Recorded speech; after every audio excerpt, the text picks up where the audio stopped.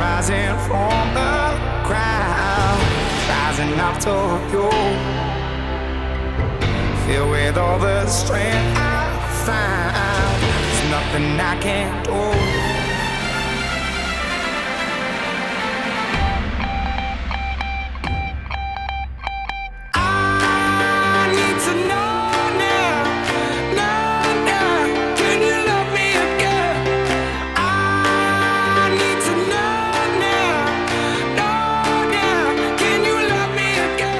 Could he? He has! Unbelievable strike! Lovely ball and a lovely goal. Completely missed it. Zayak! That's a fantastic header. Burns!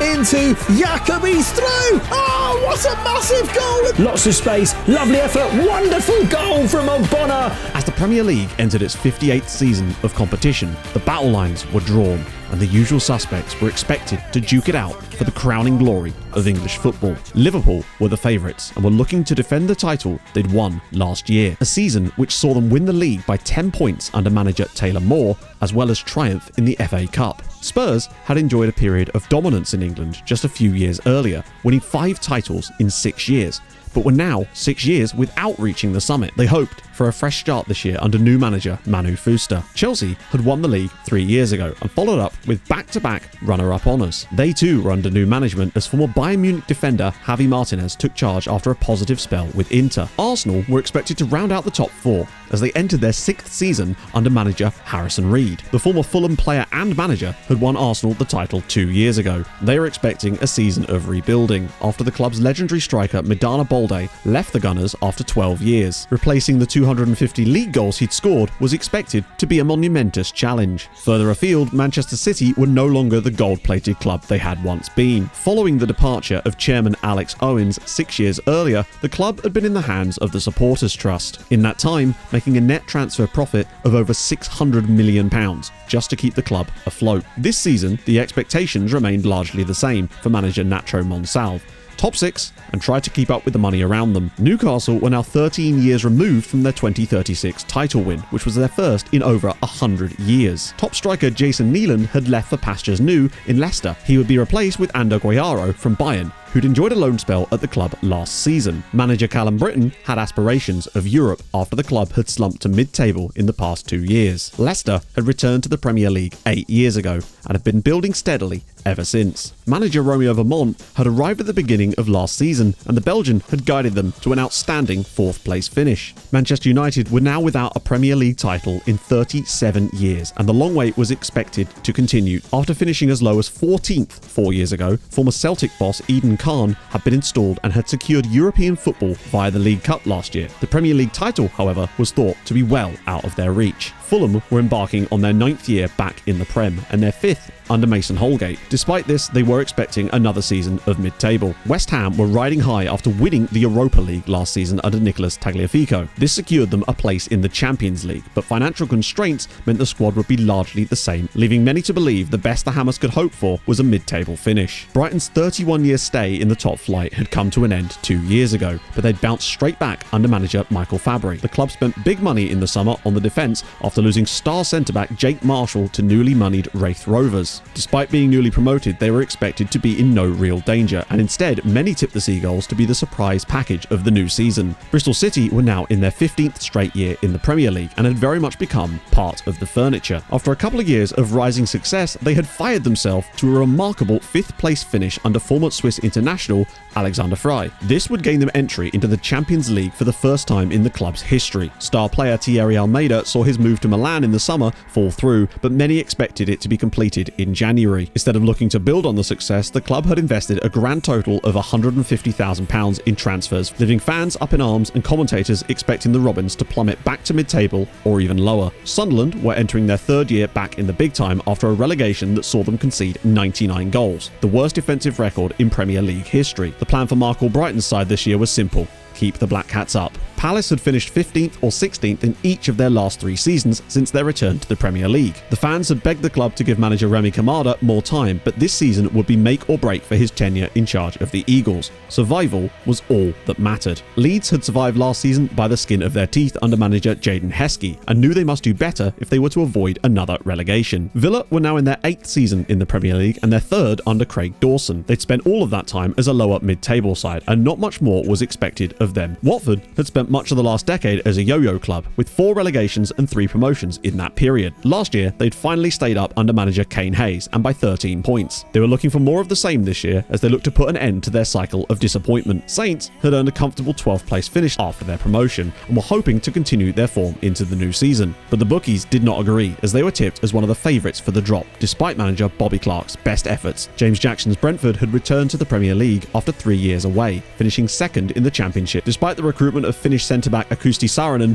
they were still expected to suffer their 3rd relegation in 8 years. Huddersfield Town had spent just 2 seasons in the top flight over the last 30 years and hadn't played in the Premier League in a decade. A strong run had seen them sneak into the playoffs, where they triumphed against all the odds over heavy favourites Middlesbrough. Manager Ben Hennigan had worked miracles, and many thought they'd need a whole lot more of them to stand any chance of staying up. Due to issues with Wantaway owner Jeff Alomar, Hennigan had been allowed to make no signings in the summer, making an already dire situation even worse as rumours about a potential sale of the club rumbled on in the background. All of these stories intertwined as the season kicked off on August 13th.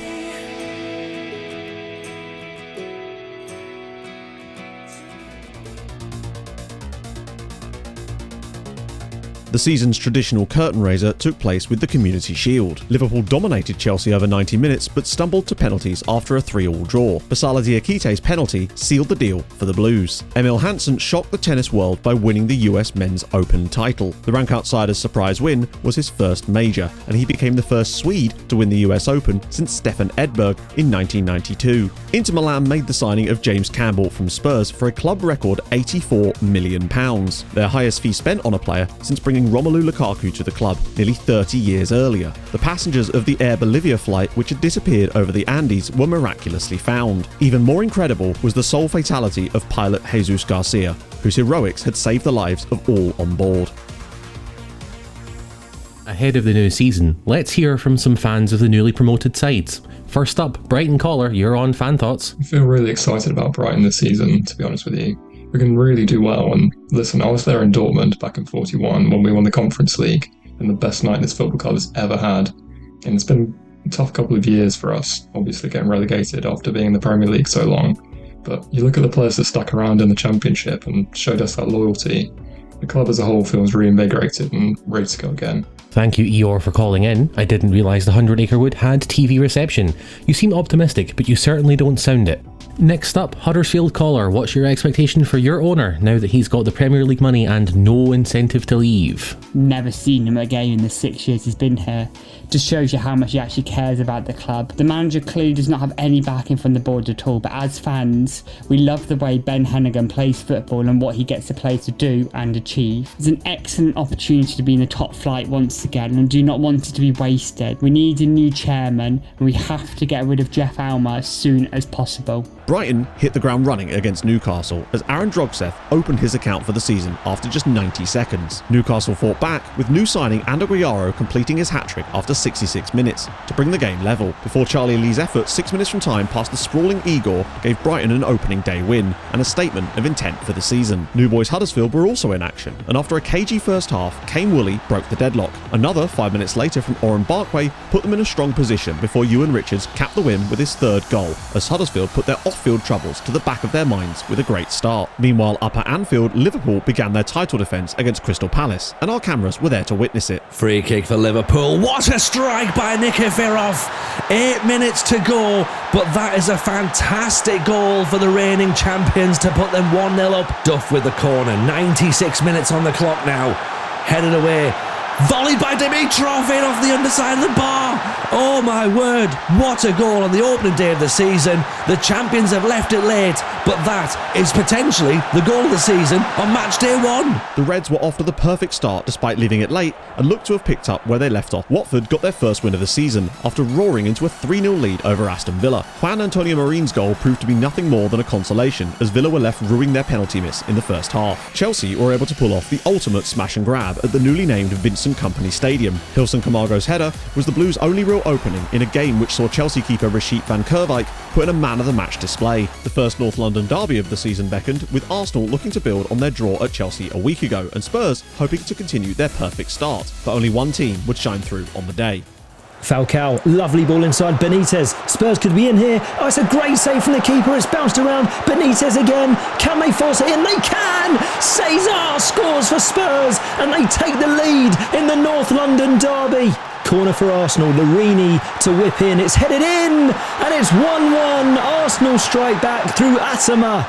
Another corner for Arsenal from the right-hand side. Lurini's ball is headed away. Cervantes back for Lurini. Can he find an Arsenal player? Back for Cervantes. Oh, there's acres of space, and it's 2-1. Echeverry scores. It's gone to VAR, but it will be given. Spurs looking to build from the back. 10 minutes to... Oh, they're not going to do it like that. It's an awful pass. Gomez is in for Arsenal. Gomez has scored for Arsenal. It's 3-1, and surely the Gunners are winning the North London derby. Huddersfield continued to look bright as they took on West Ham, taking an early lead through Robson Brown. The Hammers fought back and after missing a second half penalty, thought they'd won it at the death when Stephen Orlick headed home from close range. But Huddersfield showed real fight, causing chaos in the West Ham box, allowing Richmond Aziz in to score a vital goal and secure a massive point for the Terriers. Spurs were back in action, looking to right the wrongs of last week against a Manchester City side who had flattered to deceive so far this season. 11 minutes into the game, an early corner for Tottenham as it's headed around. Bit of head tennis, it's headed down by Galan. Reynaldo Galan has made it 1-0 to Tottenham Hotspur here early on in the game. Chips it through, it's volleyed across. Surely not, it's volleyed again. Enrich, oh my word, it's another headed goal and it's Tottenham 2 goals ahead against Manchester City here. They are running riot. Charges down their left-hand side. He pulls it back to Enrich. Enrich is there, takes a couple of touches. It's 2 for Enrich, it's 3 for Tottenham. Off to Barrett. Joe Barrett, he couldn't, could he? He has! Unbelievable strike from Joe Barrett. And it's Tottenham 4, Man City 0. What a hit. But they're cut out immediately. They have absolutely crumbled here as it's brought down to Van Heek into Ruben Santisaban. It's 5-0 for Tottenham Hotspur. It's kept alive in the box. Barrett off to Galan. He couldn't. He has. He's poked it home. And Tottenham have a 6-goal lead here. Absolutely remarkable. Tottenham 6, Man City 0.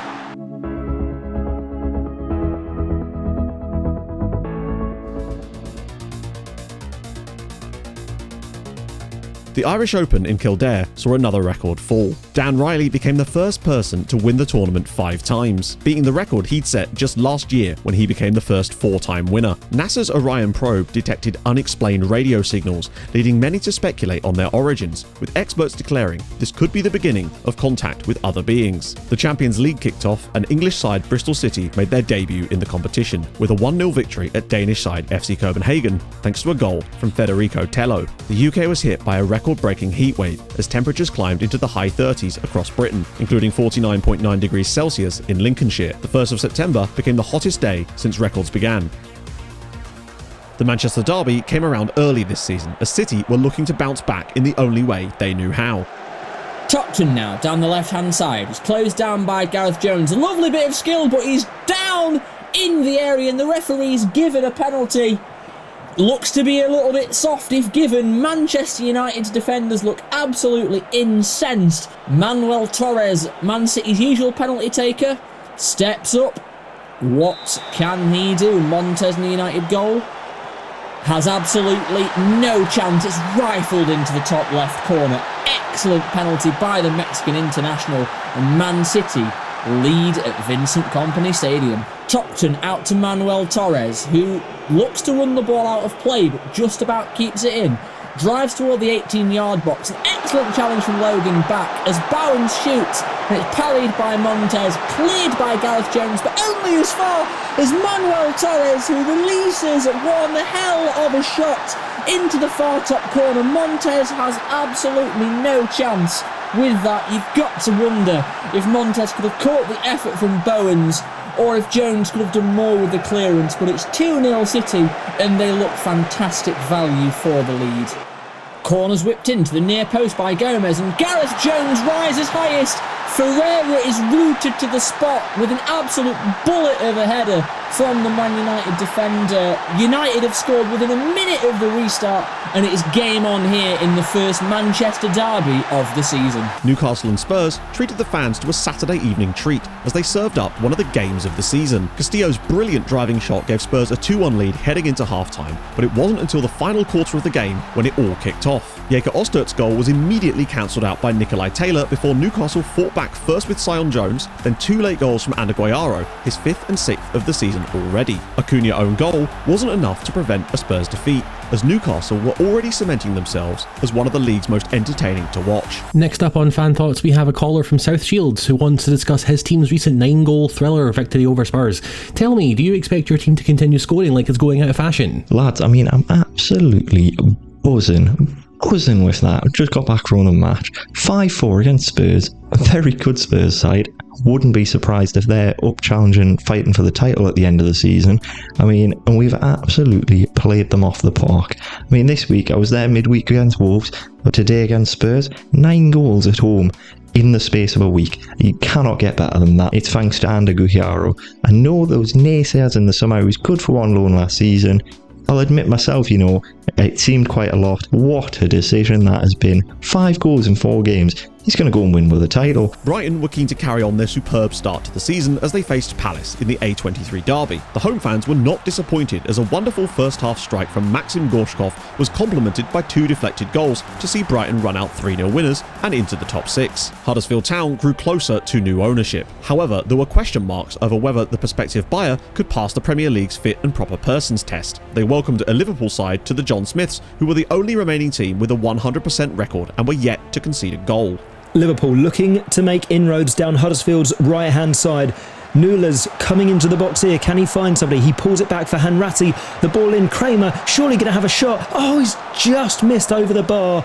0-0 still. They've got the ball in their defensive third here. Brown, just like that, gets it forward to Clark. And now Liverpool are having to track back. Huddersfield are on the front foot. Cole, Liverpool have tracked back well, but Huddersfield maintain possession of the football. Brown in for Alves. They always seem to have a man free in this middle.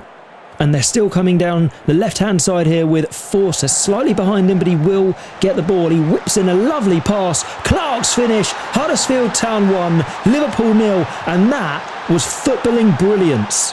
Huddersfield with a corner. There's 10 minutes left to play. If they can get a second here, surely that's game over. It's a hanging ball in and Clark heads it just over the bar. Liverpool survive another scare. Leeds started to bounce back with an excellent victory against a Bristol City side who'd won 3 in a row since their opening day defeat. The result, however, still left City 7th in the league. The time where derby would prove to be an important one, as for once, Newcastle's finishing let them down. The Magpies had taken a first half lead before the fight back began. Catalao had a goal laid on a plate for him before 2 well-worked goals saw Alfonso Jose seal a win for Sunderland, which pulled them out of the relegation zone. Bristol City looked to extend their home record and respond to the Leeds defeat as they hosted a strong Chelsea side. O'Regan with a throw for Chelsea, deep in the Bristol City half. Ball's played, nice little 1-2. Alani slips it back inside. O'Regan whips the ball in, and it's Perez. He's unmarked. He's headed it wide. Free kick now. Bristol City.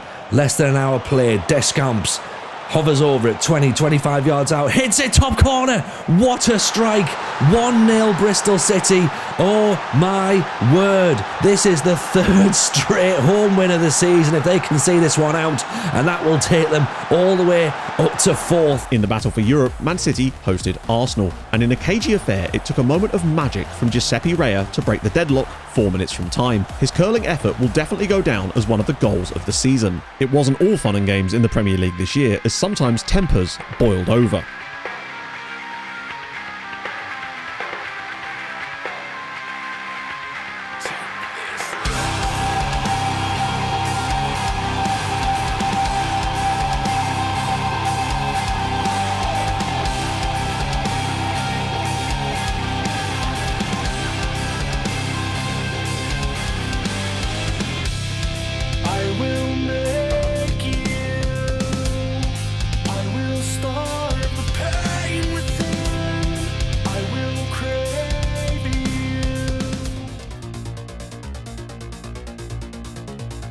Scientists in Switzerland announced what they believe is a way to stop the onset of dementia, sending the scientific community into a frenzy. Dundee United shocked Scottish football by leading the league after 12 games with a game in hand. They were hoping to become the first non-Old Firm side to win the league since Aberdeen in 1984, much to the chagrin of Chinese-backed Wraith Rovers, whose quest for a title remains unfulfilled, despite spending £150 million since the takeover 4 years prior. Scottish singer-songwriter Thomas Duffy's third album, Bloodlines, became the fastest-selling in UK history, with 1.3 million copies sold in the first week. 26-year-old shop assistant Rhys Chapman became the largest lottery winner in UK history, taking home £431 million. When asked for his plans, the Swansea man said his first job was to pay off his parents' mortgage. It was bad news for Championship Nottingham Forest, as they entered administration and were handed a 12-point deduction, leaving them 14 points from safety. The club, who 6 years ago were in the top flight, were now facing the prospect of playing in England's third tier for the first time since 2008. October kicked off with a top-of-the-table clash no one expected, as newly promoted high-flying Brighton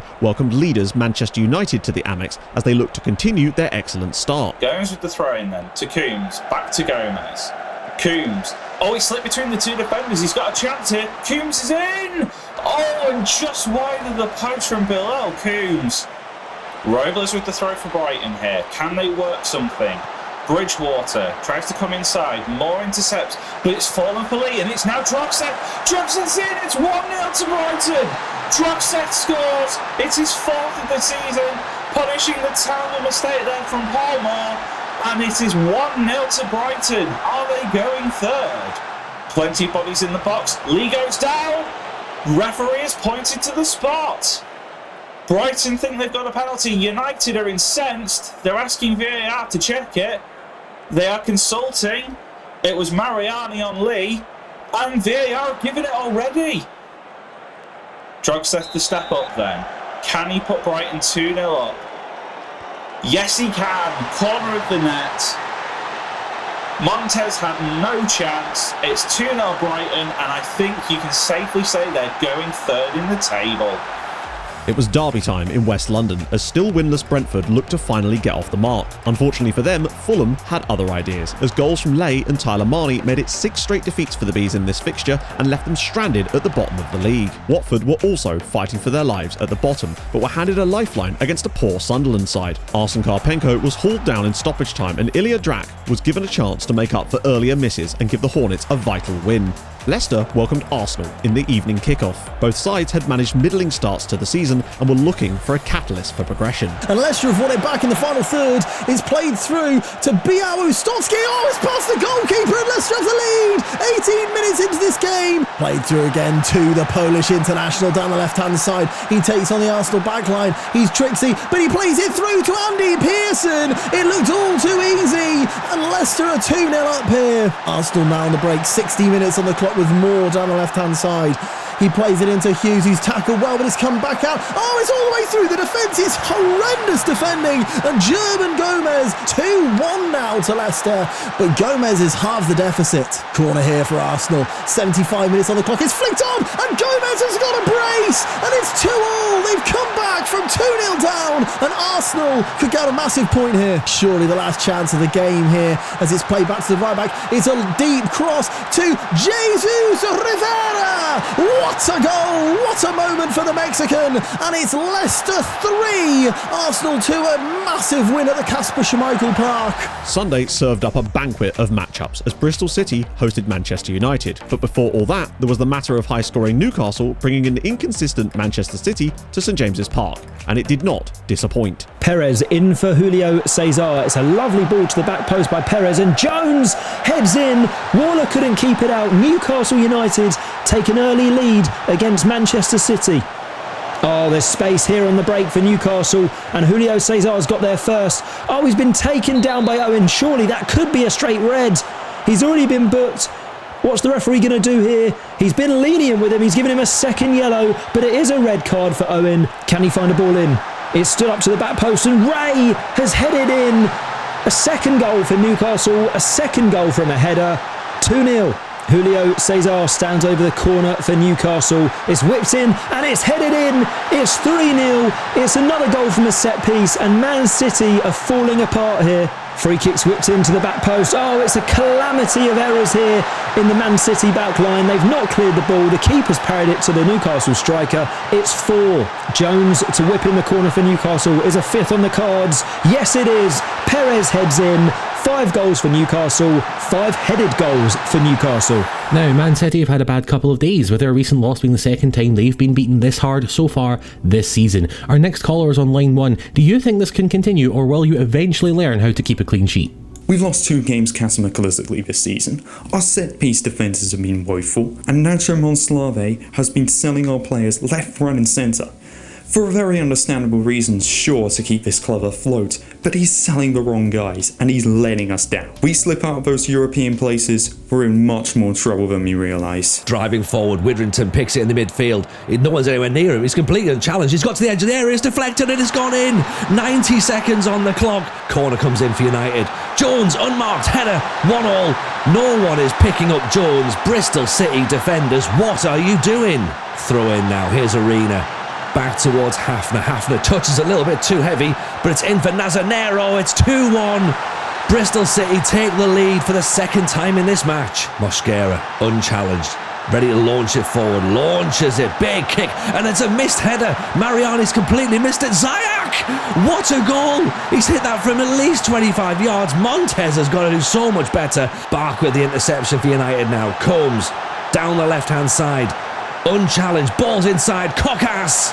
It's 3-2, it might be a consolation goal. Spurs were showing all the hallmarks of title challengers when they took on West Ham with a chance to go top. They put on a show for the home fans as Ruben Santisteban added his 238th Premier League goal. The legendary Spaniard was now just 22 short of Alan Shearer's record. Brighton were handed a reality check at the hands of Huddersfield, who continued to work miracles with the smallest wage budget in the league, less than half of even their nearest rival, pulling themselves up to 13th with the win. Halloween can prove a scary time for some, none more than Brentford boss James Jackson. Despite taking an early lead, the goal-scoring power of Newcastle and Andaguayaro proved too much for them. The Bees' winless run now stretched to 9 games. Now, Brentford have had an awful start to the season, with a win eluding the Bees thus far. Our next caller has something to say on that matter. You're on Fan Thoughts. What's your opinion? We've yet to win. Only 2 points from 9 games, losing to Fulham. It's an awful, awful start. I feel for James Jackson though. He got us promoted last season and he's been badly let down by the recruitment this summer. Hopefully we can keep in touch with the teams above us until January and then bring in reinforcements to help him out. You can only work with what you've got and he ain't got much right now. Here's a look at how the league was shaping up at the end of October. Spurs' great start saw them top the league after 10 games, with Liverpool close behind and a game in hand. Liverpool had conceded just 1 goal up to this point, and goalkeeper Minervino Iveca was being touted to break every record in the books. Petr Cech's record of 24 clean sheets still stood in his path, but he was well on his way there. Manchester City still occupied a spot in the top 4, despite their negative goal difference and bizarre start to the year. Brighton sat 5th and were enjoying life back in the top flight, but there was a storm brewing at the Amex that would change their season irrevocably. Huddersfield shocked the league by sitting in 13th, 3 points above the drop zone. Off-the-pitch drama over the club's ownership had not spilled over onto the pitch, and Ben Hennigan's side were possibly the biggest surprise of the season so far. Brentford and Palace were already beginning to look like strong candidates for relegation, with just 1 win between them, and Saints occupied the other spot in the drop zone, with their season going as many had predicted.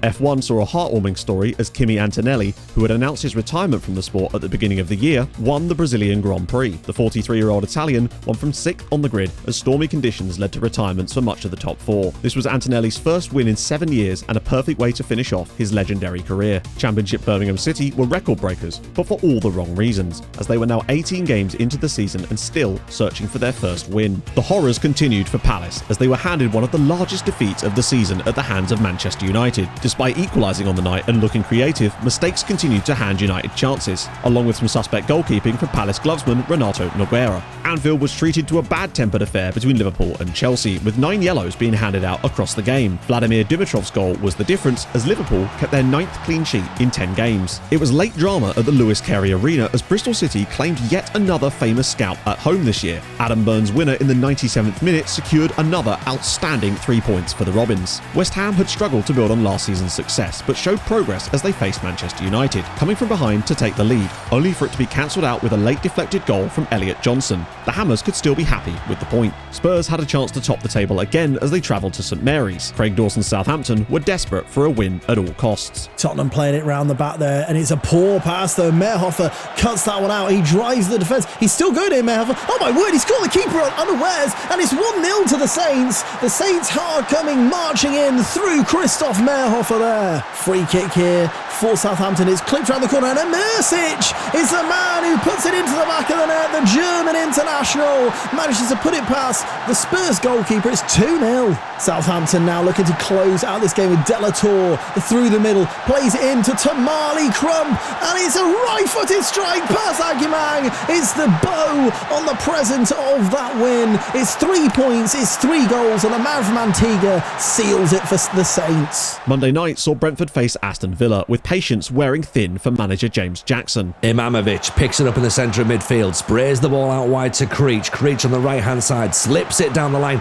to Jadav, gets the byline, cuts it back, Mercado. It's 1-0 to Brentford, and the Brentford fans have been holding out for their first victory since returning to the top flight. 10 games they've waited. Are we about to see their first 3 points of the season? The early kickoff cooked up a title clash between Spurs and Liverpool. Tottenham had been free scoring, but Liverpool's defence had proved virtually impenetrable. Gallan brings it in. Cesar's brought down. Is that a penalty? It doesn't matter. Steven Castro puts it in for Spurs. And in this top of the table clash, it is Spurs who strike first. Castro now. He's seen the run by Santisteban. Santisteban is in here. Can he square it? Van Heek is in the middle. Van Heek scores! 2-0 to Spurs. Moses Van Heek with his 5th of the season. It's a tap-in essentially, but Liverpool have conceded 2 for the first time this season. Kramer with the free kick for Liverpool. Can they do something like? Lasser takes it down towards the byline. Passes it back to Kramer, who bobbles the shot past Diallo, and it is 2-1. Could Liverpool nick something at the death here? Bristol City's home form had been stellar this season, but less so on the road, so a trip to Man City was the last thing they needed. Jose Arta's early goal was cancelled out by Giuseppe Reyet to give Bristol City a great point away from home. November saw the league's first sackings, and like all good or bad things, they come in pairs. First, West Ham boss Nicolas Tagliafico saw his reign come to an end at the hands of Sunderland. Keelan Dickens' clever dink gave the Black Cats a narrow victory. Then it was the turn of Fulham boss Mason Holgate as Spurs extended their lead at the top thanks to a goal from Cesar. 2 teams have recently become vacant spots for out-of-work managers, so let's see if their fans think the sackings have been justified. West Ham and Fulham callers, fan thoughts is ready for your take. I'm just calling up about the sacking of Nicky Talafiggio. I mean, I'm glad we got rid. Europe's old hat for us. We won the Conference League back in the day, and who cares what we did last season? Who cares how many teams we're beating this season in Europe? The league's where it's at. That's what's important. Kane Hayes. Who the hell is Kane Hayes? Watford are bobbins. They're below us in the table. The only Kane that's good is the wrestler, and that was ages ago. So I reckon we have to look outside the box and find someone a little bit better than Kane Hayes. I can't believe it. I really cannot believe they've got rid of Holgate, who had this club established in the Premier League, steady but stable every season in the Premier League for the last 4 years. And they've gone and got rid of him. And they want to bring in this Simeone, whose last job was at Leeds. He nearly relegated them. How in any way does that make any sense? Honestly, this board couldn't run a bath, mate, let alone a football club.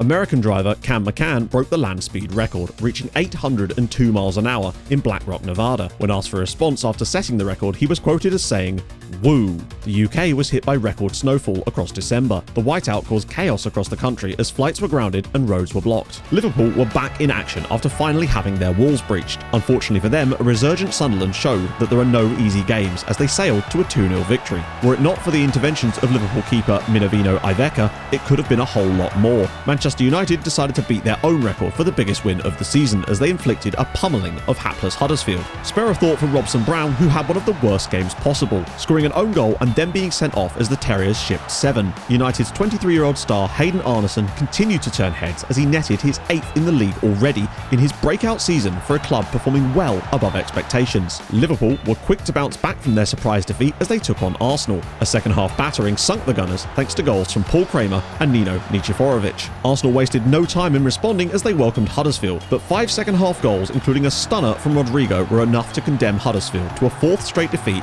and landed them back in the relegation places after a bright start. It would also prove to be Ben Hennigan's last game in charge of Huddersfield as he left his post a week later. Another West London derby beckoned for Brentford as they hosted Chelsea, firing themselves into a 2-0 lead in the first half, from which they never looked back. That made it 4 wins in 7 for the Bees, who had turned around an awful start to find themselves 4 points above the drop zone heading into Christmas. Bristol City had surprised everyone this season, hanging on in the chase for the top 5, looking to repeat their success of last year on a shoestring budget. They arrived at Selhurst Park to face a Palace side who were now 13 without a win, and if the rumours were true, another defeat could see the end of Remy Kamada's tenure as the Eagles' boss. Marin coming forward for Palace now, inside for Connolly on that right-hand side, puts the ball through, it's James has missed it, Ortiz is brought down, Gabriel's fouled him in the area, the referee is going to his headset. Is that a penalty for Crystal Palace? They're busy reviewing it over in VAR. This could be a massive moment in this match. And the referee points to the spot. It's a penalty. Crystal Palace given a huge opportunity here. They've not won in 13 matches. Pressure all on Becklis as he steps up to take the penalty. Saved by Mosquera. Unbelievable. It's a good penalty, but it's an even better save. You do wonder just how big a miss that penalty is going to be and whether or not that is going to be the result that means Remy Kamada is no longer employed by Crystal Palace as Arena charges down that left-hand side, floats the ball back towards Ribeiro, who runs, cuts inside, gives it to Jose Arthur. Jose Arthur, little touch inside, and it's a goal. Ziyech has given Bristol City the goal. It's 1-0, and everyone looks across to the linesman, and the flag is staying down. Bit of a hint of offside there, I think, with that one, to be honest.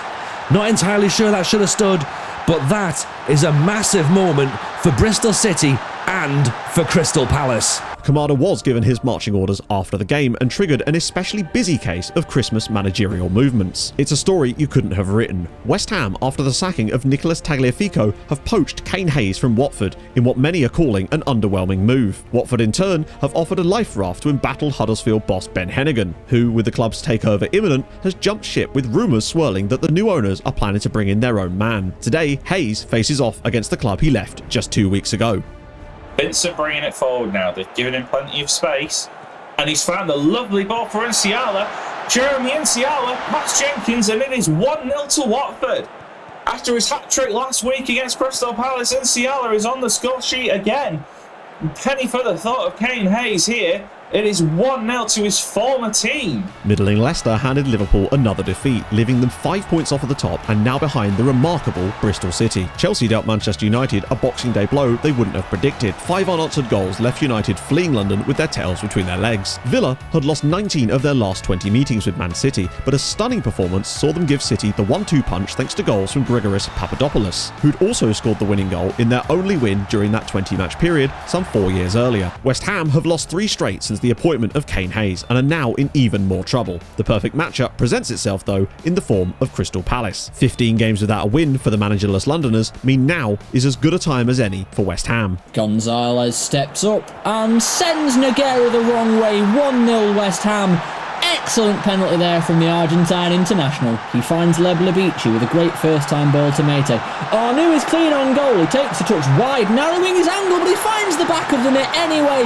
Nogueira should do better. That is an excellent strike from the Frenchman. It's 2-0 to the Hammers. Creates space for a cross, and Marjanovic shoots a deflection past Nogueira, and no sooner had West Ham doubled their lead, but 3 minutes later they've added a third. D'Amaco with the in-swinging corner. But it's headed clear by Basada, only as far as Noah Arnaud. Takes it to the edge of the box and has a shot. It's off the inside of the post, and Eppert had to score. It's 4-0 West Ham. A third goal in just 5 minutes, and Crystal Palace's winless run looks to stretch to 17 games. Humardi now with a beautiful pass out wide to Marjanovic. He's got plenty of time and space for a cross, but he cuts it back to Humadi, who shoots from distance and finds the back of the net with an absolute daisy cutter. It's 5-0 West Ham, and you have to wonder where Crystal Palace have been in the last 12 minutes to go from level at 0-0 to 5-0 down. Crystal Palace are currently on relegation form, far adrift at the bottom of the table and without a win in 15. We have a caller from South London. Tell me, do you see a way out of this hole? I mean, look, we haven't won a game since August. Kamarda's gone. Lazenby doesn't steady the ship. They're talking about this Randell guy from West Brom, has never managed in the Premier League. I don't see how he's going to make things any better. Ortiz and Connolly are the only two players who want to play for the shirt. The rest of them do not care. They don't want to be here. It's a toxic place to be, this club at the moment. And it's all come from Oscar Roach's ownership. He does not care for the club. We have gone downhill and downhill since he's taken over. And I want him gone because we're going to finish rock bottom of the Premier League and we're going to finish rock bottom of the Championship if he doesn't sell up anytime soon. Here's how the league was shaping up after the Boxing Day fixtures. Spurs still led the league by 4 points and had the benefit of a game in hand. Fans were dreaming of the dominance they'd shown a few years prior that saw them win 5 titles in 6 years. Bristol City continued to shock everyone and had pulled themselves into second, albeit having played an extra game, but were showing no signs of going away in the race for Champions League spots. Alexander Fry was truly working wonders at the West Coast club. Newcastle and Sunderland had recovered from shaky starts to find themselves in 6th and 7th, and looking on for the European hunt, while Chelsea and Arsenal languish just outside after average seasons so far. Brighton's fiery start to the year had been firmly extinguished, with the club now in 12th place without a win in the league in any of their last 12 matches. But they were still 8 points above the drop, so in no real danger yet. West Ham was struggling under new manager Kane Hayes, but were still within touching distance of safety.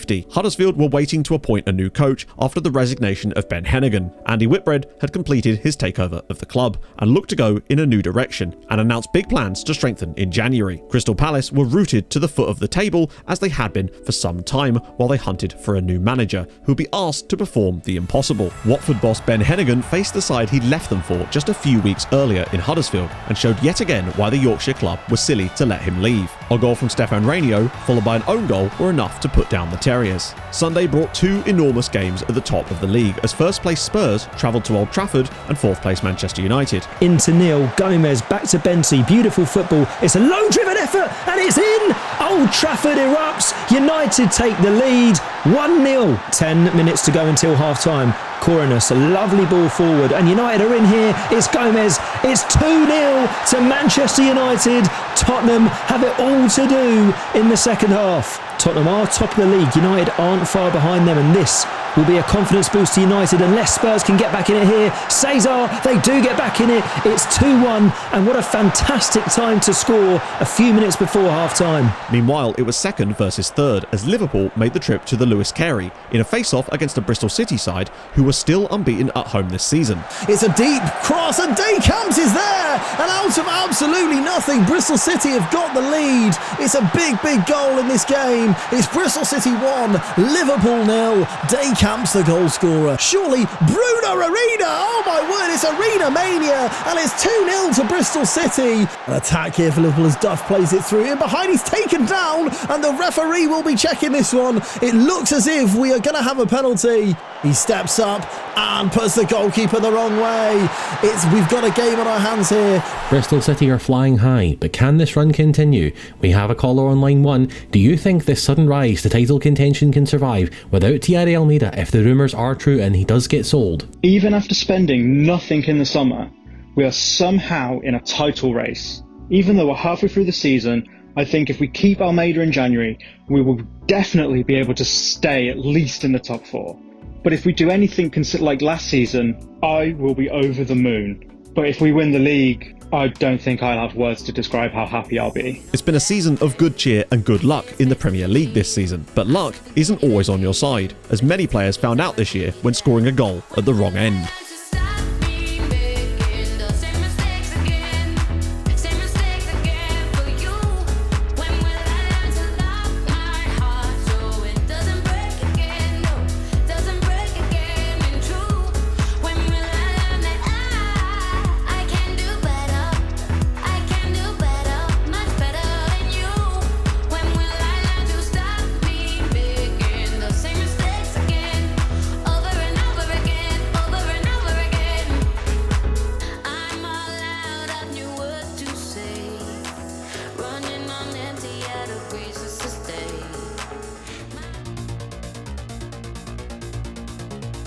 The FA Cup fourth round saw a shock as holders Liverpool fell to Championship strugglers Derby County in a 7-goal thriller at Pride Park. The Rams would then knock out Premier League Fulham before falling at the quarter-final stage to Chelsea. This was their second surprise cup run in as many years. Last year, they had reached the semi-finals of the same competition. It was EFL Cup semi-final time, and surprise package League Two Exeter City finally made their exit, losing 9-1 on aggregate to Manchester City. The Devon side took down 3 Premier League sides in Crystal Palace, Newcastle and Spurs on their remarkable run to the semis. Lancashire native Caroline Watson became the oldest Briton ever as she celebrated her 119th birthday surrounded by friends and family. When asked about her health and longevity, she was quoted as saying, "I feel grand. Just a whiskey every night before bed is all it takes for me." Movie records were also falling in January as sci-fi epic Awakenings premiered at cinemas across the UK. It would go on to gross £280 million in the UK alone. It's the North London derby. Spurs lost this fixture back in August and will be keen not to make a repeat of it as they have a chance to go back to the top of the league.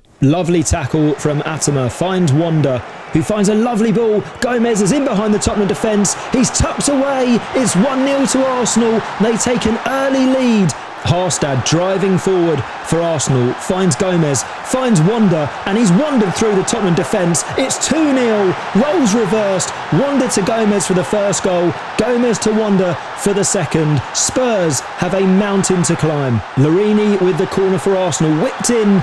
It's been cleared by Spurs. Atama heads back. Rodrigo heads it in. We've not played half an hour yet, and Arsenal are 3-0 up. The bragging rights are staying with the red half of North London. Spurs, you've got to feel, need a goal before half-time. Castro is cleared by Atama. Back for Ogbonna. Lots of space. Lovely effort. Wonderful goal from Ogbonna. They do get a goal back. 3-1. Game on. Mahashi with the corner. Can they get a fourth? Yes, they can. Tottenham 1, Arsenal 4. North London will remain red. It was New Year, New Me for Chelsea as they recorded an excellent win over Manchester City, helped dutifully by the first half red card. But the Chelsea board decided their New Year's resolutions had loftier goals as manager Javi Martinez had his contract terminated after the game despite the positive result. Liverpool put together a New Year's Day feast with all the trimmings as they brought West Ham to Anfield and served up an 8-goal thriller.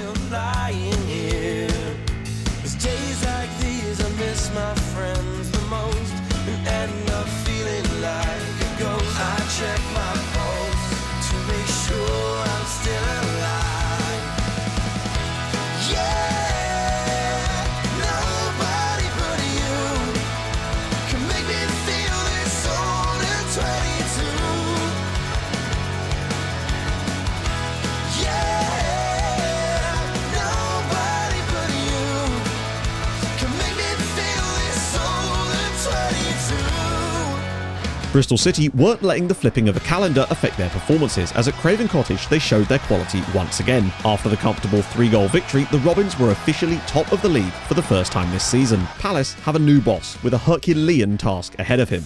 Adam Randall. After guiding West Brom to promotion from League One last season, he departs the Baggies, leaving them in the playoff spots. The task of keeping Palace in the Premier League, though, is a very different level of difficulty, but the Randall revolution is already very much underway. First, Saints felt the thunder of the new-look Palace. Then, Huddersfield. Today, they host Liverpool in what will be, without a doubt, his toughest test so far. Duff for Liverpool. Oh, that is an awful challenge. He's gone off the floor with 2 feet. Surely the referee is going to send him off here. There's no need for VAR. That is a straight red. Crystal Palace have an hour to play here with 10 men. If they can get to half-time at 0-0, they'd be happy with that. But Salah's in. Salah's scored. They're going to get to half-time with a 1-0 lead. The Liverpool manager would have had some harsh words at half-time, and they could be harsher if James can score here. Oh, it's a lovely finish from James. Crystal Palace 2, Liverpool 0. Liverpool in all sorts of bother. Liverpool need to find a goal from somewhere. They are running out of time, and they are 2 goals behind. Salah's ball in. Sylveste's header. They are 3 goals behind. It's Crystal Palace 3, Liverpool 0, and surely that is game over. What a win for the 10 men of Crystal Palace. Manchester United lost further ground in the title race as they fell to a shock 2-1 defeat at the hands of Brentford, who may still have been in the drop zone but were fighting tooth and nail for survival. Monday night was last chance saloon for beleaguered Brighton boss Michael Fabry. After a lightning start, they were now without a win in 14 and have taken only 7 points from the spell, to find themselves just 3 points outside the relegation zone. Corner for Newcastle now. Taltekin swings it into the back post. Cleared away. Leon Sassel over it. Kubo's there. Oh, and he swung the left foot and put it in the back of the net. Newcastle lead 1-0 here. Julian Cabrera with a thunderbolt from the edge of the box. Brighton must be thinking, oh no, not again here. Ajay plays it forwards towards Oster. Kyrie clears, but only as far as Ajay again. Ajay's going for the byline. Can he swing it in? He can! Oh dear! Guivarch puts it into the back of his own net. And does that not just sum up Brighton's last few months? Fabry was dismissed after the game, but wouldn't have to wait long until he was back in management. Manchester City had been quietly picking up wins and pulling themselves up the league, and that run was not halted by Spurs, despite them taking an early lead, as goals from Tocton, Torres and Solak pulled City to within 6 points of the top, while still having a game in hand. Arsenal showed they weren't just there to make up the numbers, as a fabulous win in the lunchtime kickoff saw them shoot up to third in the league, with only 4 points separating second from 6th. The goals were flowing again Saturday evening in London as Brentford hosted Sunderland. The Bees pulled out the comeback of the season.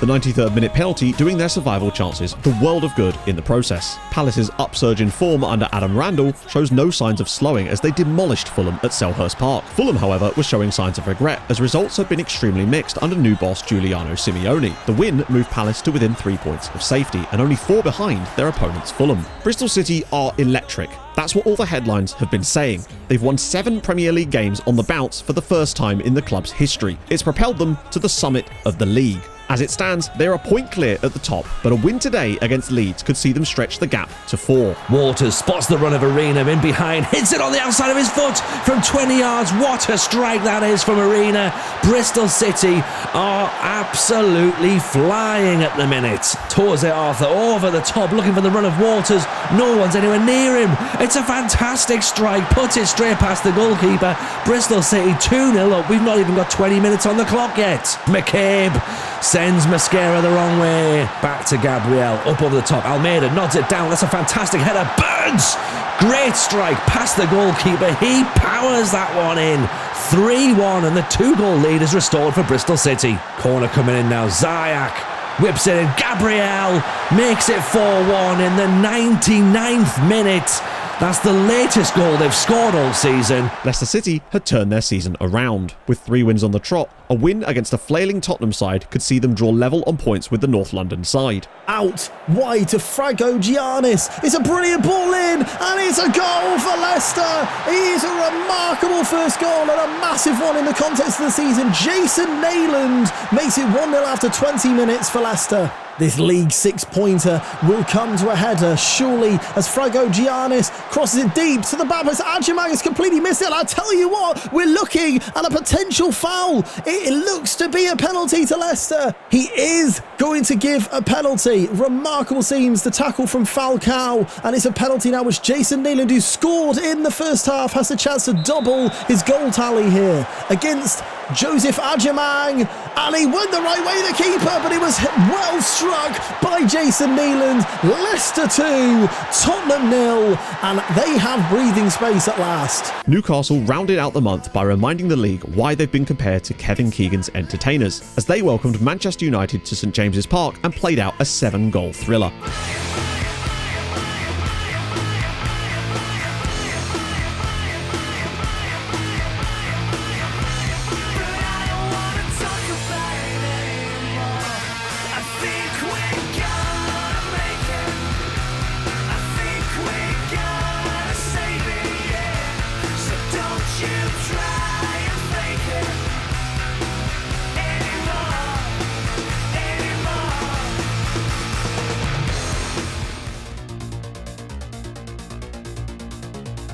February saw the return of the Super Bowl. The underdog Detroit Lions had worked wonders to reach the pinnacle of the sport, but couldn't take the final step, losing 34-10 to the Baltimore Ravens. In a clash between Exeter and Millwall, City defender Brian Balsgaard suffered a horrible broken leg after making a challenge in the box. Many have compared the injury sustained to that of David Boost. Balsgaard had been a star in Exeter's already incredible season, which saw them top League Two by 18 points. He announced in May that he would be forced to hang up his boots, reminding players that even the most innocuous moments can have terrible ramifications. The final of the EFL Cup saw a shock as unfancied West Ham dominated Manchester City on their way to a 2-1 victory, with goals from Noah Arno and Shabazz Mate. The trophy will be a bright spot in an otherwise disappointing domestic season for the Hammers and is the first major trophy of manager Kane Hayes' career. February saw the return of the time-weird derby and the first game in charge for new Sunderland boss Chandler O'Dwyer. The former Everton coach took over after Mark Albrighton left in a move that shocked many to take the Porto job, but it was not the start he would have wanted, as free-scoring Newcastle showed yet again what they were capable of, with goals from Jones, Ajayi, Cunha and Hugo Perez. Bristol City began life without star man Thierry Almeida after his huge move to Milan, and the cracks were starting to show, as Chelsea under new boss and the Robins' former manager Jan Bierksur handed City a reality check that life can be very hard at the top. Liverpool had a chance to close the gap to the top at Craven Cottage, but Colin Gino's penalty gave Fulham a second half lead, and Rolf Nuller's goal was only enough to earn the Reds a draw. Brentford have a new boss, and it's a familiar face. Michael Fabris was let go by Brighton a few weeks ago and has since been replaced by Brentford manager James Jackson. Brentford have returned the favour, and now the two men have swapped places. Huddersfield have delivered on their promise to spend in January and have dropped £35 million on new players to help give their new manager Jack Clarke what he needs to keep them up. Clarke's last job was with Middlesbrough in the Championship, but he was dismissed in November with Borough 17th in the league, despite expectations of a playoff challenge. This has led to much speculation around whether he was the Terriers' first choice for a new boss, or just a panic appointment based on availability. 6 games into his tenure, they are winless and have yet to score a goal in the league. Barkworth here for Brentford. Oh no! Oh, Jordan Barkworth!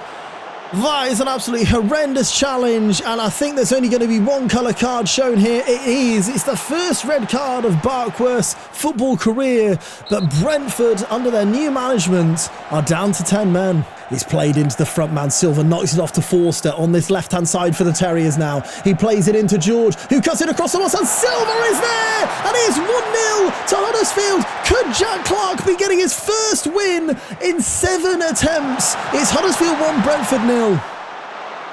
It's played forward with George. He's taken down, and the Bees are once again caught out. And it's, oh, what a save from Jakob Jensen, but it's played into the back of the net. And the second time about seen by Nuno Morado. It was Derby Day in Manchester as United looked to avenge the defeat they'd suffered in September and pounce on a chance to go back to the top of the league. Corner to United, whipped in. Karinas, huge header. 1-0, first blood to United in the derby. Nobody tracks the run of Karinas. Floats it to the back post. Big header. It's Ismail Solak. He gets up above the defender. Corner for United. Carter whips it in. And it's Olsina this time. It's a second corner. It's a second goal. City don't heed the warning from earlier on in the first half. And it's 2-1 Manchester United. On that left-hand side. Goes past one defender. Goes past two. He's into the area. He's completely unchallenged. He's got the byline. Kokas! What a goal that is. Manchester United 3-1 up. Kokas with a wonderful bit of skill. And if only Man City had put a tackle in on him, he wouldn't have even got that far. Benzi now for United. Driving forward. Again, unchallenged. City refusing to tackle these Manchester United players. Benzi's in the box. What a goal by Benzi.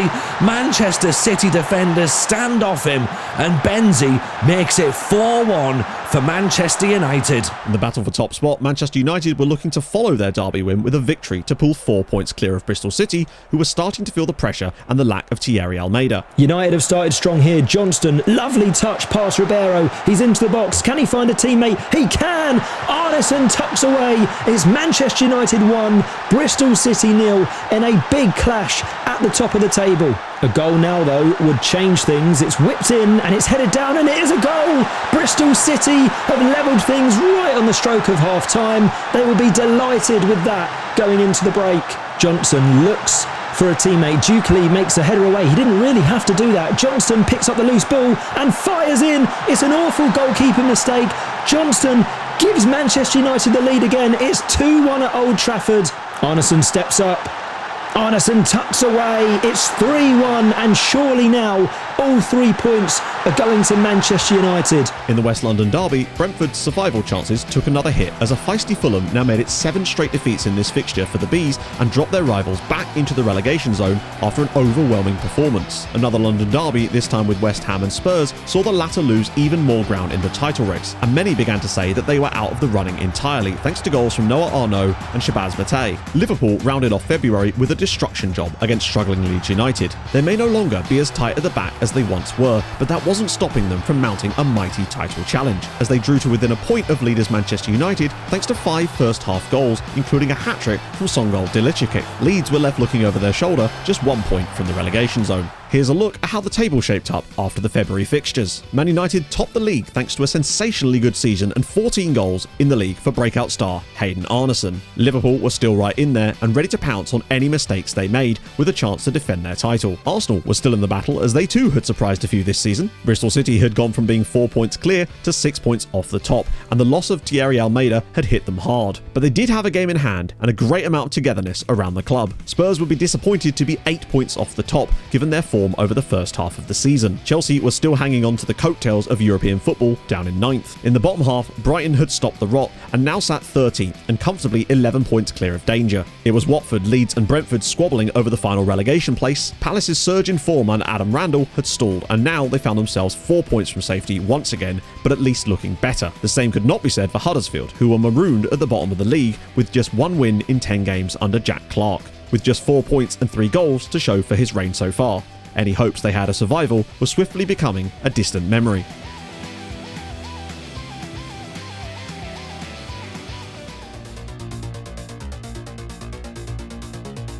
In the Tokyo Marathon, Kenyan Andrew Shavika took home his first marathon major with a time of 2 hours, 1 minute and 9 seconds. At 21, he becomes one of the youngest marathon major winners of all time. In World Cup qualifying, Benin made history by reaching the tournament for the first time in the country's history. Benin worked to a hard-fought 0-0 draw in Algeria to grant them passage to the big stage. Major power outages plunged much of southwest England into darkness. Authorities worked tirelessly to rectify the situation, but some remote areas were left without electricity for up to 3 weeks. It was a massive game at the top to kick off the month as Liverpool faced Chelsea at Stamford Bridge. The Reds were looking to put a period of unstable defending behind them against a Chelsea side who still had faint hopes of qualifying for the Champions League, despite an 11-point gap.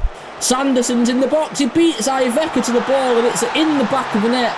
VAR is checking it. The goal is given. Liverpool's offside trap not sprung in time. Sanderson puts Chelsea 1-0 to the good.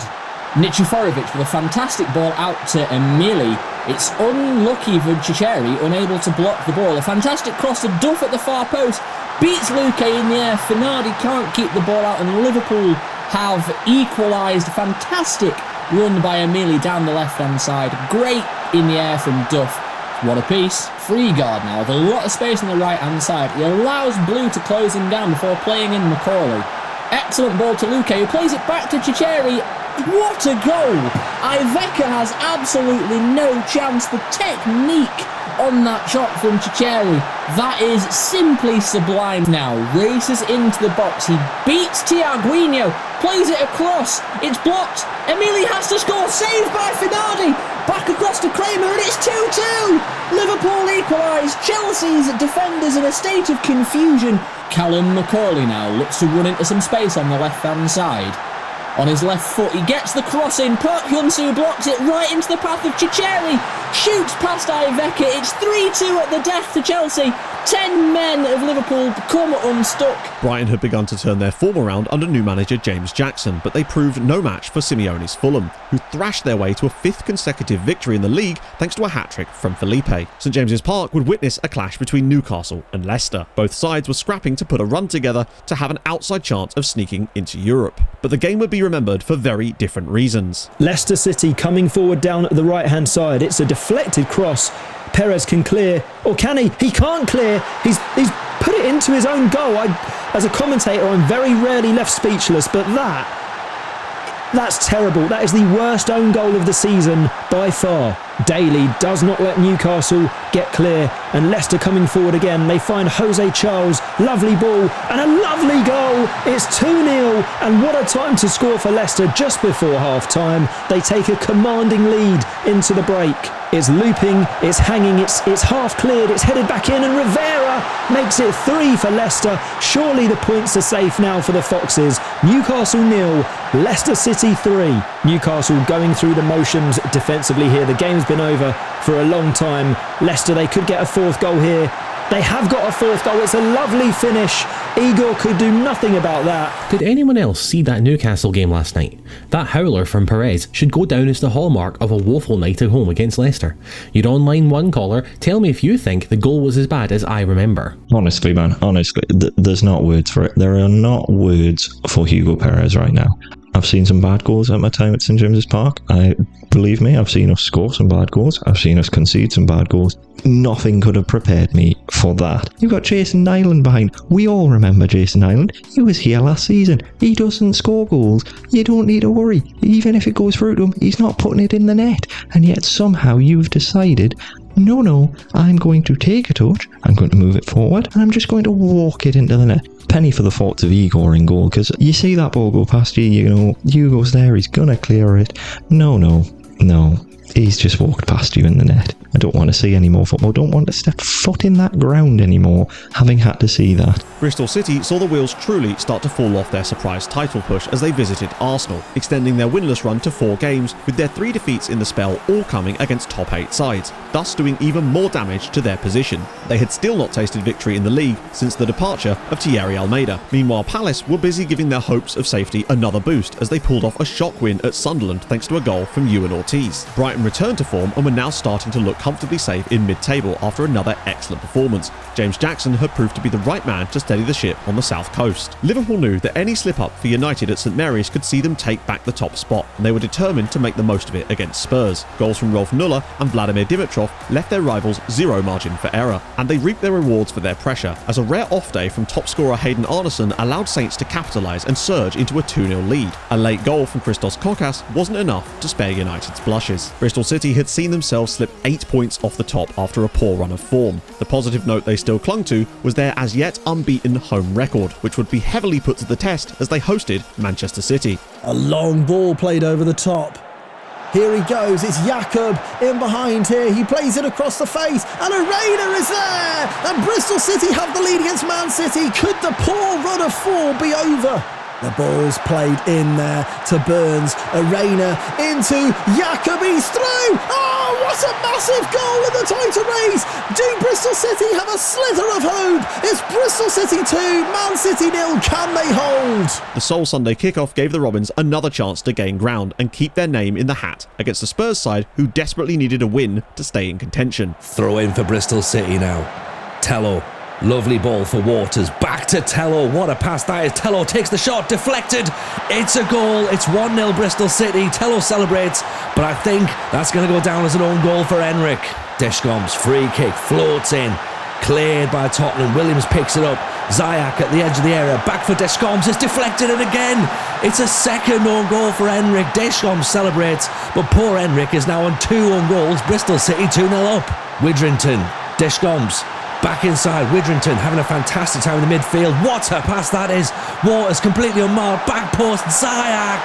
3-0 Bristol City, and the title race is back on. In October, Man City had been handed one of their biggest defeats of the season at the hands of Newcastle. In the return fixture at Vincent Kompany Park, they had only one thing in their mind: revenge. Finds Torres, who beats his man with his first touch and slots it past Igor into the far corner. Topton in space now on the halfway line. Takes a touch inside and finds Gavrilovic with an excellent through ball. Takes it to the byline, gets a cross in. It's deflected into the path of Sholak, who makes no mistake from 4 yards. Wins the ball back to Topton in his own half. He beats Cabrera and finds Torres, who skips past Cunha with speed. And it's an excellent finish past Igor. Man City 3-0. And Newcastle are absolutely shocking in defence at the moment. Silva now in possession in midfield. What can he do? He finds Valencia in space. takes a touch inside. Silva continues his run. It's an excellent first-time finish. Very, very lazy defending by Newcastle there, and they deserve to be 4-0 down. Topton now finds Bowens with a first-time pass to Manuel Torres. Skips past his man, but is intercepted by Sacarello in the box. The ball ricochets to Silva, and it's 5! The first-time shot looks to have been deflected off the defender, making Igor's job difficult. Man City are cruising to 3 points. Carioca now prevents the throw on the left-hand side. He drives at Perez and beats his man with a touch inside. Takes another one, and he has a shot with his right foot. Beats Igor for 6. Horrendous defending there by Newcastle. Far too lackadaisical. Man City 6, Newcastle 0.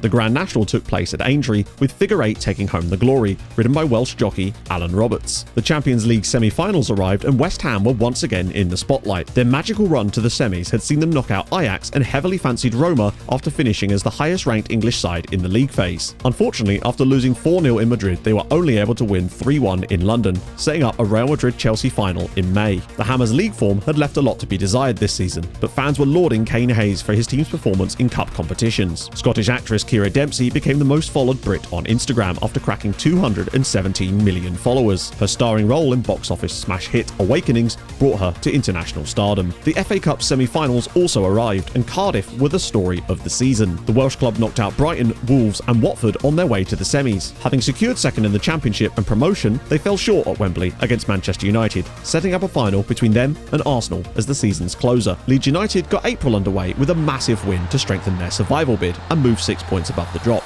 Winger Kane McCabe had one of his best games in a Leeds shirt as he converted 2 penalties and a beautiful low finish to ease Leeds to a 4-0 victory over a Villa side who seemed to have their feet up on the beach. Alexander Frey's Bristol City had finally figured out how to play without Thierry Almeida, and they were busy recapturing their form from earlier in the year at the perfect time. They left it late at Newcastle to turn things around, with all their goals being scored in the last 15 minutes. Despite their great start under former Huddersfield boss Ben Hennigan, Watford were hemorrhaging points after 8 straight defeats, and a feisty Brentford side weren't about to let them stop there, as they performed another stellar comeback in the second half, which was capped off with a 94th minute winner by Edo Twiska to increase the Hornets' losing streak to 9 and move Brentford above them and out of the drop zone. Arsenal were flying and sat second, their highest league position of the season. They had a chance to go one better, knowing that a win at Southampton would send them top for the first time this year. But St Mary's had already proved to be a boneyard for big sides this season, and Arsenal didn't want to add any more skeletons. Noble in for Delaney Ryan.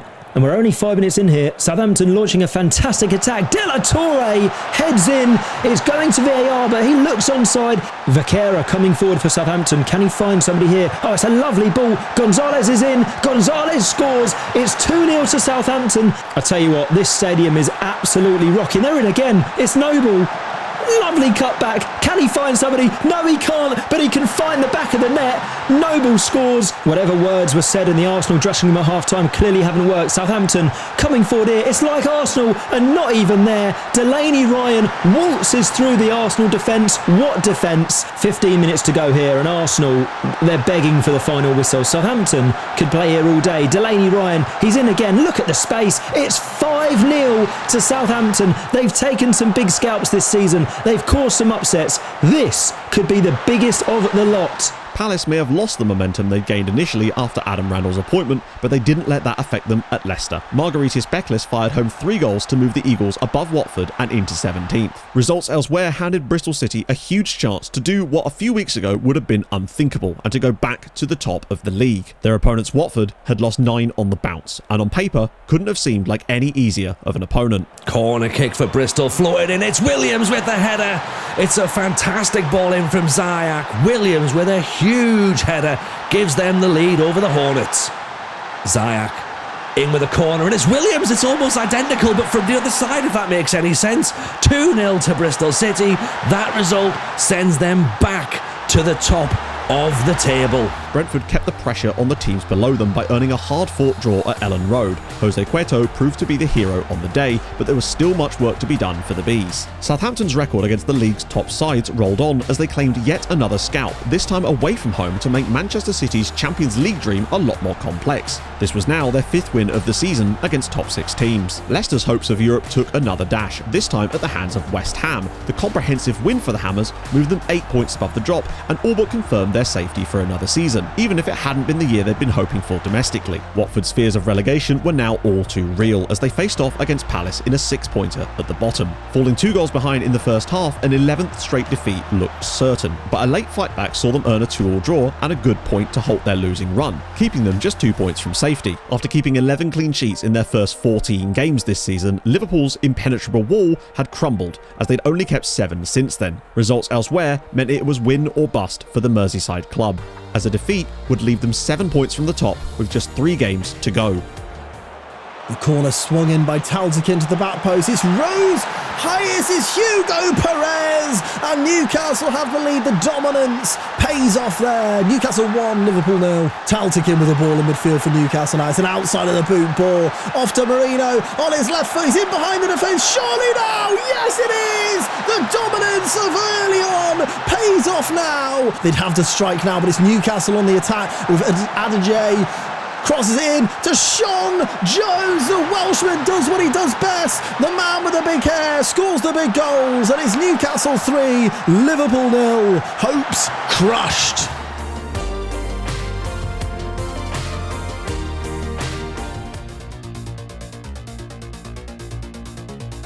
In ice hockey, the Toronto Maple Leafs finally broke their Stanley Cup drought after a 4-2 series victory over the Chicago Blackhawks. This was their first time lifting the famous cup since 1967. The Champions League final took place in the San Siro as Real Madrid triumphed over Chelsea thanks to a goal from surprise hero centre-back Asier Tabak. This marked the Spanish club's 18th time winning the trophy, but was their first for 15 years. It was time for the Football League playoffs. In League 2, it was Burton Albion who earned promotion after beating Rochdale in a fierce battle. Liam Hughes' 69th minute goal proved to be the decisive one. In League 1, Blackpool continued their remarkable rise after a 1-0 victory over Sheffield Wednesday. The Lancashire club were playing outside of the Football League until 4 years ago and now find themselves in the Championship next year. In the Championship, it was Bournemouth who triumphed after an emphatic 4-1 victory over Ipswich Town, meaning Bournemouth bounced back at the first time of asking, bringing with them Cardiff City and champions Everton. Arsenal and Manchester United played out a classic in the FA Cup final at Wembley. Goals from Enrico Sabatini for Arsenal were cancelled out by Gareth Jones and Xavier to take the game to extra time, before substitute Makoto Mihashi's goal in the 110th minute saw Arsenal take the win and with it their 19th FA Cup. If Man United can survive this weekend's clash at home against Liverpool, that gives them breathing space until the final day at Spurs. If they pull this off after losing starman Arneson for the rest of the season, then those who are still alive from the glory days will see something they must have forgotten was possible: light at the end of the tunnel. Of course, we all remember the great bottle drop of 2038, so let's hope they remember it too, because you know what they say about those who forget history. Liverpool have a rough week ahead, but if they can escape unscathed, then they have a fighting chance, especially after last year's near-flawless last quarter. Their run-in isn't the easiest, but if they beat United and Arsenal and then don't win the league, I dare say they would be disappointed. I have no doubts in their ability to dispatch of both teams, but let's just hope that Lady Luck favours their medical room so they're not completely gassed come May. Arsenal have the firepower to blow the league away, and only one tough game between now and the end of the season. If they can find a way to unlock either Wander or Gomez and reverse the 3-0 Liverpool gave them back in December, then Arsenal, who I'm putting my money on to win it all. You do have to wonder though, if their tendency to draw games against lesser opponents will come back to bite them. Bristol City fans must be in dreamland at the moment. From last year's dramatic final day win over Derby, securing Champions League football for the first time, as Swansea are still waiting for their thank you for holding Man City to a draw by the way, to the relative safety of 4th, with a gap to those behind you, and only 8 games to go with a real chance at winning the entire thing must be bliss. But don't get complacent just yet. There's a tricky patch left to navigate in the next few weeks, especially that Leicester game, and if you bottle it from here, you'll be wondering why you were ever looking up at the stars when the ground is falling beneath you. Huddersfield became the season's first victim of the drop as they met Manchester City. This was their 9th defeat in a row. The Yorkshire side had taken just 5 points in the league in their 16 games under Jack Clarke, and despite spending big in January, had just 1 win to show for it, and would now have to face life back in the Championship again. The season, which had got off to such a promising start, had ended in disaster. Arsenal were doing everything they could to win the title. After beating Aston Villa 2-1, they would play Brighton in the early kickoff. Knowing that a win would send them top, and put all the pressure on Bristol City in the late game. McCann finds Tessier on the edge of the box. It's a double deflection and Toomey is beaten in the Brighton goal. Finds Vonda in the middle, holds off a challenge from two Brighton defenders. Tessier has a shot that beats Toomey at the far post, takes a touch back to Stephen McCann, who finds Echeverry on the edge of the box. He takes a shot and Kamara sticks a leg out. Garmendia now down the right wing, closed down by Stephen McCann, but he beats him with relative ease, finds Lima inside the box, cuts the ball back to Andrew Kanu on his debut for Brighton, beats Margarita at the near post. Maxim Gorshkov to step up and take this free kick. He's got the goalkeeper's side, finds the inside of the post and Margarita is beaten. What an absolutely unbelievable ball. Jack Gale is clean through on goal. And it's 3-3. What an amazing comeback by Brighton. The youngster gets his second of the season and it's game on. 3-3 on the edge of the box. What a ball into Gomez. Beats his man with his first touch and beats Toomey. Kamara plays it back to Toomey, but it's short. German Gomez gets there ahead of the Brighton goalkeeper, slots it home to make it 5-3. Sam Kamara, hang your head in shame. That is an absolute hospital pass. Sabatini heading back towards the halfway line, but finds Tessier. Echeverry with a great pass to Gomez, who finds Larini, beats James Jones at the back. And it's a fantastic goal. Toomey, probably lacking confidence, doesn't try and close the attacker down. And it's 6-3 to Arsenal, and barring a miracle, it looks to be game over. Arsenal may be returning to the top of the league. Saints once again showed their frailties against poorer sides as they welcomed Watford. A very strong win for the Hornets now had them just 1 point from safety with 2 games to go. Huddersfield made it 10 defeats on the bounce, this time at home to Newcastle, who once again were about to show off their goal-scoring ability. And Aguiaro took his tally for the season to 18 and left Huddersfield fans praying for the end of the season when they can begin to rebuild from the ruins of the year. Any hopes Liverpool had of defending their title were officially quashed by Leicester City. The Reds had looked very strong in places this year, but defensive issues had caught up with them after Christmas. Manager Taylor Moore was relieved of his duties after the match. It was crunch time for Bristol City, as a win would move them back to the top with a game in hand on Arsenal and just 1 win away from the first title in the club's history. But first, they had to get past West Ham. Through to Zajac. Witherington's got forward from right back. Rui Witherington, and it is 1-0 to Bristol City. Can they dare to dream now? It is 1-0 to the league leaders. Corner, headed clear. There's still a lot of bodies in there. It's bobbling around. Ouch gets hold of it. Dan Marco to Almeida. Almeida to Lund. He's got plenty of space and he's swung it right in the corner. Mosquera had no chance there. Tobias Lund makes it 1-1. Bristol City just gave him too much space, too much time. Williams now. He's got the ball over the top to De Camps. De Camps has got plenty of space on the right-hand side. He's cutting in. Can he cross the ball in? He can. Watts is there. It's 2-1 Bristol City. What a start we've had to this game. Watts with his 10th of the season through Bakayoko. Bristol City, the league leaders, lead again. Man United missed a huge chance to stay in touch at Ellen Road. Being without main man Hayden Arneson had once again cost them, as chances were few and far between. The best they could do was a 0-0 draw, which still left them 5 points off the top going into the final 2 games. Midweek, however, was a very different story for United, as they put down a display against Brighton, throwing away a 2-goal advantage only to claw it back with 2 goals in the final 10 minutes. The win pulled the gap at the top back to just 2 points. Huddersfield were dealt their 12th loss on the bounce by Leicester, the worst streak by any side in the league that season. The result also meant Leicester could still finish as high as 7th and the European football they so craved. Crystal Palace put one hand on the ledge of surviving officially as they pumped home a very impressive victory over the already safe West Ham. But Palace weren't safe yet, as others had game in hand. They had at least turned up the pressure to 11, thanks to goals from Beckles, Ortiz, Silvestre and Ed Granger. With Palace winning earlier in the afternoon, Watford knew that only a win could give them much chance of staying in the league. Liverpool, however, were not in the mood for charity this evening, and 2 goals was all it took to sink the Hornets and end their 2-year stay in the Premier League. Manager Ben Hennigan had taken charge of 2 sides in the league this season, and now both of them were relegated. This is it. Judgment Day for Bristol City. The situation is simple. A win will win them the Premier League for the first time in the club's history. Anything other than a win could leave them in the clutches of their rivals, knowing they have by far the toughest fixture on the final day. 18 games at home this season, 16 wins, 2 draws, 0 defeats. One more win could make history. It's a free kick for Arena and he's into the side net, and unfortunately a poor delivery. Arena with a corner, headed away. Dukali now heads on. gone just over the bar. The chances keep coming for Bristol City.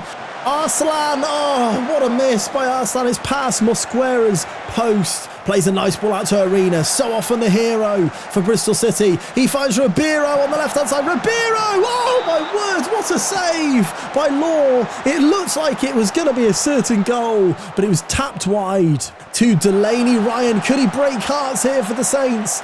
Delaney Ryan into Mehrhofer. Oh, what a fantastic save. A throw-in now in the 95th minute. The final throw of the dice, but Law claims Bristol City do not win. The league title is not theirs yet. Midweek saw the final relegation place confirmed. Brentford had fought hard, but needed a win at Stamford Bridge to have a chance on the final day. But the derby and the task proved too much for them as they returned to the second tier after just one season. Here we are then, the final day of the Premier League. 3 teams could still take home the glory, and it's anybody's guess who that might be. Leaders Bristol City travel to Anfield to face a very strong Liverpool team who need a win to get Champions League football next year. They may have the points advantage, but on the pitch, anything can happen. Arsenal sit second, just 2 points behind them, and have by far the easiest game away at Leeds United. A win for them would mean that even a draw at Anfield isn't good enough for the Robins due to the goal difference. The bookies have Arsenal as the favourites based on this. Lastly, we have Manchester United, 3 points behind, but with a vastly superior goal difference. They'll need Bristol City to lose and hope that they can beat Spurs in London. Definitely more of an outsider, but stranger things have happened. As we know, in order for Arsenal to win the title, they need Bristol City to draw or lose to Liverpool as the ball's flowed over to Fulston, who takes the shot, and Leeds have taken the lead 3 minutes into the match. Nobody has given the script to Leeds United. Arsenal are all over the place. Galan out on the left-hand side for Tottenham Hotspur. The potential party poopers today for Manchester United. Ibarra Atubu is played in to Van Heek. Oh, massive bit of goalkeeping from Montez in the Manchester United goal. They know even a win might not be enough today, but they've got to get those 3 points. Kramer with the corner. Bristol City half get it clear. It's headed back in. It's over the goalkeeper, and Dukely heads away. An early scare for Bristol City. Liverpool attacking down the right with Hanratty. He finds a low cross. He finds Romero, who finds the back of the net. It's Liverpool 1, Bristol City 0 on the final day of the Premier League. Liverpool coming forward again, relentless attacking from the Reds. Blau down the left-hand side. Can he find somebody? He cuts back. He finds a lovely ball. Romero! It's a great block, and Bristol City need to sort themselves out here. Bristol City have a corner here, whipped in, headed by Williams, and it's an easy catch for the Liverpool goalkeeper. Jose Arta, can he make something happen over on the right hand side? He's running his defender. It's a good tackle. Somehow Arta comes out with the ball. Can he find a teammate? He turns back. A ball in for Whittington. Whittington into the box. Oh, it's a fantastic save from the goalkeeper. Free kick now. Mahashi for Arsenal. Can he float it in? It is. It's floated to the back post, and the header goes unchallenged, and it's straight at the goalkeeper. A free kick here for Captain Carter of Manchester United as he shoots, and it's brilliantly saved by Ajimang. The first real chance for Manchester United in this game, though. Over to Galan just before half-time here. Cesar drives. Cesar still going. Cesar puts a dagger into the hearts of the Red Devils fans. It's Tottenham 1, Manchester United 0. And what a monumentally big goal this could be for the title race. Second half now. Throw in for Arsenal. Pinnock picks it up, ball's played in, keeper flaps at it, Larini deflected, Matondo clears it away for Leeds United. Arsenal are having no luck at all. You've got to think Bristol City will need a big second half here if they are to become Premier League champions. Liverpool looking very comfortable at the moment, knocking the ball around really nicely. And they found a way through to Kramer. They found a way through Bristol City's defence. It's Dimitrov. Oh, what a fantastic finish. He's chipped Mosquera. It's 2-0 to Liverpool. And Bristol City find themselves in all sorts of problems now. Manchester United with it all to do. Can they rely on Captain Carter? Another free kick, but this one goes harmlessly over the bar. Still 1-0 to Tottenham here. A corner from Castro. It's to the back post. It's Barrett against the post. Goodness me. And Moore clears it away. Aloisi plays the ball out of defence for Leeds. Durkin, McArdle. Over the top. Tilson's through. There's a big chance for Leeds to settle it. Oh, he's missed it. He's put it wide. That should have been the game put to bed. They need something to happen here. One of their players needs to step up and get them back into this match. They could have a chance here. It's a lovely ball in behind. Oh, it's fallen to the feet of Burns. It's an open goal, surely. It's 2-1. Bristol City are right back in this. It's a defensive calamity from Liverpool, but Bristol City and Burns will not care. Barrett picks it up for Spurs. Into Ibarra Atubu. He's playing it behind. Castro for the win. Oh, my word. And that is the end of any hope for Manchester United. Tottenham have a second. And they have to win. Do not forget they have to win in this game. But it looks like it is game, set and match Tottenham. Over to you, Bristol City. News is starting to filter through. There's been a second goal at Spurs. They lead Manchester United by 2-0. Liverpool coming forward here. Kramer looks for Hanratty on the right. It's a lovely delivery. Dimitrov scores. It's 3-1 to Liverpool. His second of the game. Hanratty's second assist of the game. It's beautiful football.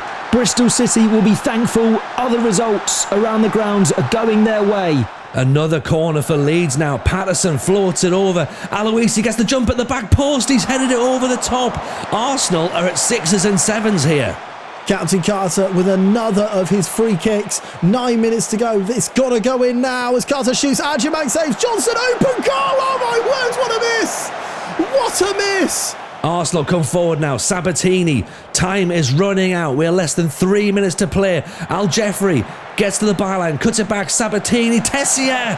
Blocked. Cleared by Leeds. Now Leeds are on the counter-attack. Kovac just needs to wind down the clock. 95 minutes on the clock. It's too little too late here. Xavier comes forward. Shoots and it's a good save from Adjumang. Trying to protect that clean sheet for Spurs. It's been a good performance from the goalkeeper.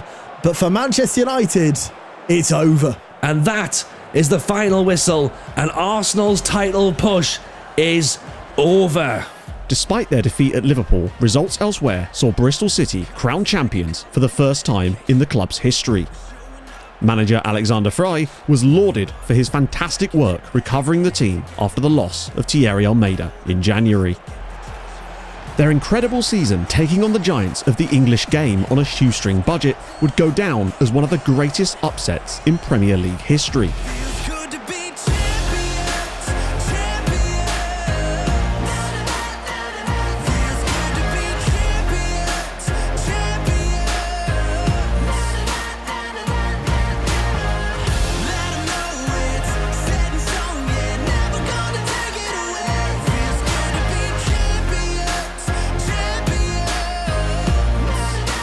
Here's a look at the final table after Bristol City's remarkable title win. Their total of 78 points was considered by some to be very low for a title win, but others put it down to just how tight the league had been, with no one side able to run away. Arsenal and Manchester United may not have won the title, but could still be proud of their seasons, given the expectations prior to the year. Spurs could be more disappointed, given their dominance over the first half. Liverpool's final day win proved to be enough to secure Champions League football next year, after Chelsea's shock defeat to Sunderland, in which they received 2 red cards. Manchester City claimed the last Europa League spot, after an inconsistent season where they continued to punch above their weight financially. Newcastle and Leicester narrowly missed out on Europe, largely thanks to their inability at the back. Sunderland rounded out the top half, despite the mid-season managerial change. In the bottom half, Fulham had regrouped after a poor start under Giuliano Simeone to finish a respectable 11th, a large gap down to Brighton in 12th, who proved that James Jackson was cut out for the Premier League as he steadied the ship and saw the Seagulls to a comfortable mid-table finish.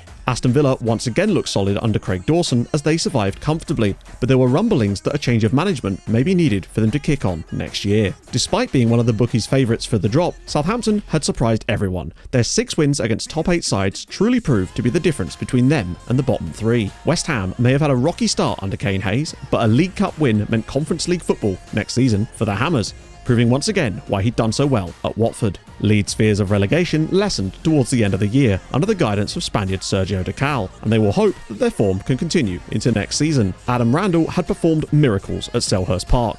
The Eagles were once 9 points from safety and looking doomed, but finished the season well to survive by 4 points in the ultimate escape. The lifeboat offered by Watford to Ben Hennigan had sunk and taken them with it, as the Hornets had slumped to relegation after the loss of Kane Hayes. It was a similar story for Brentford, who had begun to turn things around under James Jackson, only to have him poached by Brighton. A appointing his Brighton predecessor Michael Fabris had not yielded results, as the Bees were sent straight back to the Championship. Huddersfield's decision to let Ben Hennigan leave had proven disastrous for the Terriers, as they would take just 7 points from their 20 matches under Jack Clark, despite heavy spending in January. The new ownership leaving fans wondering if perhaps the grass isn't always greener on the other side. It had been an extraordinary season in more ways than one, but only one team had come out on top: the miraculous Bristol City. I'm going to keep talking in this tone since you've probably got used to it throughout the video, but I wanted to say thank you for watching. Please drop a like and subscribe to the channel if you're new. Okay, yeah, I literally can't do that anymore.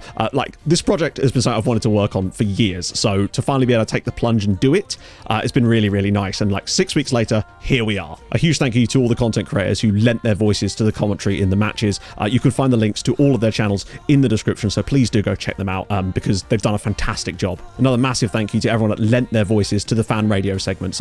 Seriously, I wouldn't have been able to do this without you. And thank you to the patrons who support the content and allow me to make stuff like this, and sometimes normal things as well. And finally, a thank you to Pog, who spent the last 6 weeks putting up with me talking about Bristol City at 2 AM without once telling me to shut up and go to sleep. And finally, a massive thank you to you, the viewer, for watching. I hope you've enjoyed the video, and I will see you guys very soon for hopefully some slightly more normal content. See you soon.